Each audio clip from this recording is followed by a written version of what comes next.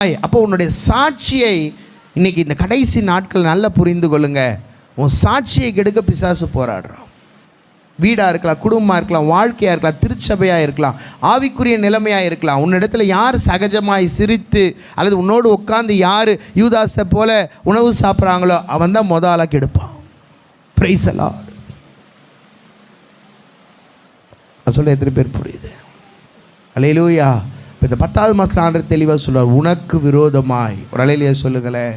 ஆமென். அப்போ நல்லா புரிஞ்சுக்கொள்ளுங்க, ஒருத்தவங்களுடைய சாட்சியை கெடுப்பது ரொம்ப ஒரு மோசமான ஒரு செயல் கிறிஸ்தவ வாழ்க்கையில். அப்போ பிசாசு அந்த காரியங்களை செய்கிற உங்கள் சாட்சியை எடுத்துட்டா நல்லா புரிஞ்சுக்கொள்ளும், உங்களுக்கு என்ன ஒரு மன உளைச்சல் வரும். உங்கள் திருடாத ஒரு நபரை திருடிட்ட சொல்லிட்டாங்கன்னா உனக்குள்ளே மன உளைச்சல், டென்ஷன், கோபம், எரிச்சல், சூசைடு அல்லது அந்த ஊரை விட்டே போயிடுவோம். அப்போ அந்த சாட்சியை கெடுக்கும்போது எல்லாமே போயிடும்.